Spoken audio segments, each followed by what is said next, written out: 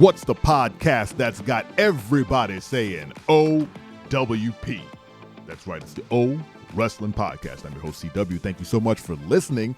Make sure to hit that bell on YouTube and subscribe to the podcast on any and all platforms. How you guys doing? Thank you so much for joining me.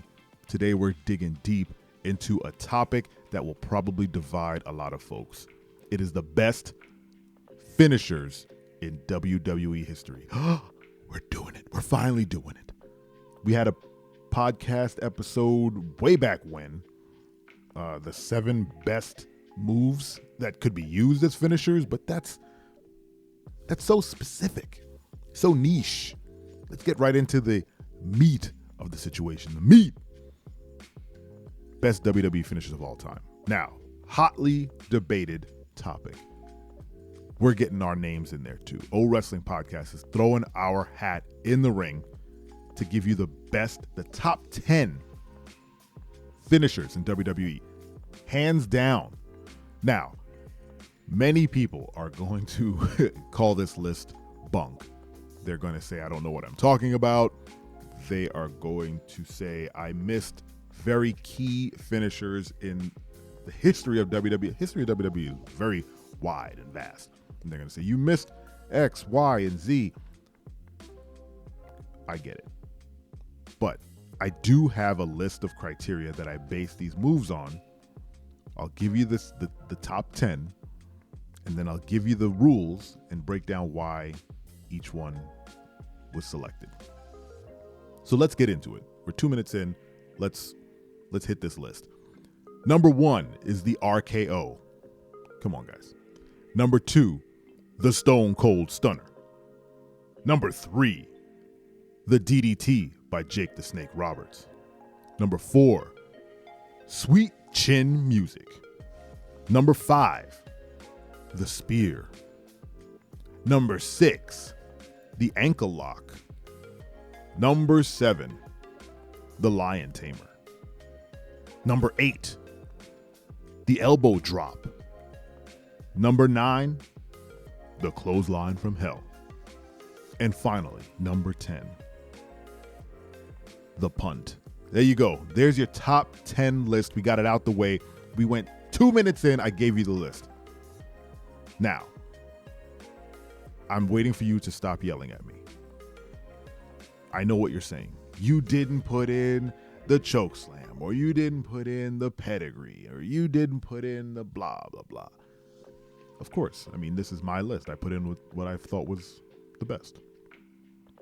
And to be fair, I'm sure you can't argue with a lot of the entries on that list, but you can definitely say I didn't put in certain things. So allow me to give you the criteria for choosing this list, and then you can continue to be upset about it, because I know you won't care. But here we go anyway. We got to fill 10 minutes. Here are the rules I used to kind of frame this list. Number 1, each move had to look devastating. All these moves look painful as hell. One of the staples of WWE is pulling off moves that look like they're going to hurt the person and don't.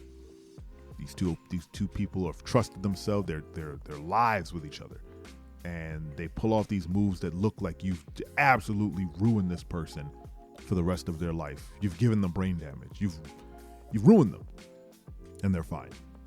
The move has to look devastating.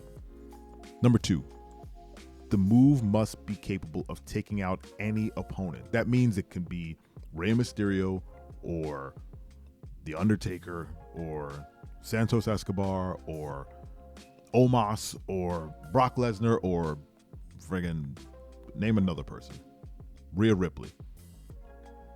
This move has to be able to take out all of them. Number 3, it can be hit from anywhere in or outside the ring. That kind of narrows down quite a few moves, but mostly top rope moves, I think, or any middle rope moves. There aren't a whole lot of those, but the ones that you like that come from there, they're gone. So if you're outside the ring and you're, 2.5 feet out of the radius of the person doing a top rope move, you've effectively removed their finisher. Next, The move cannot be lift dependent. There's the shining rule that has governed a whole lot of this. You're like, what? Oh, okay, fine. What does lift dependent mean? It means you don't have to lift someone up. That's a hard thing to,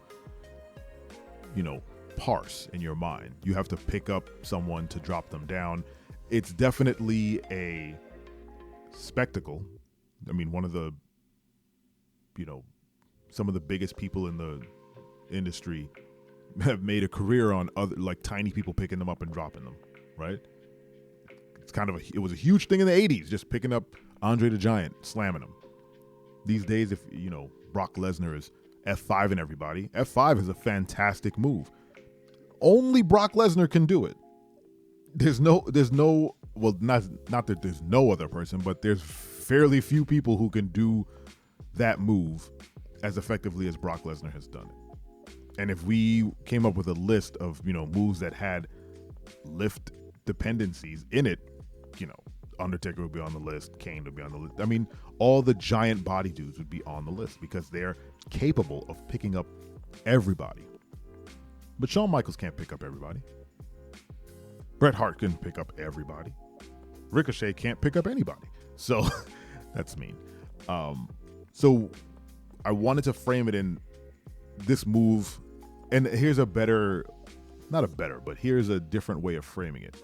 Let's say there's an up-and-coming wrestler and they need a finisher, and you're an old-school wrestler. It's like 40 years from now, and they call you up and say, can I use your move?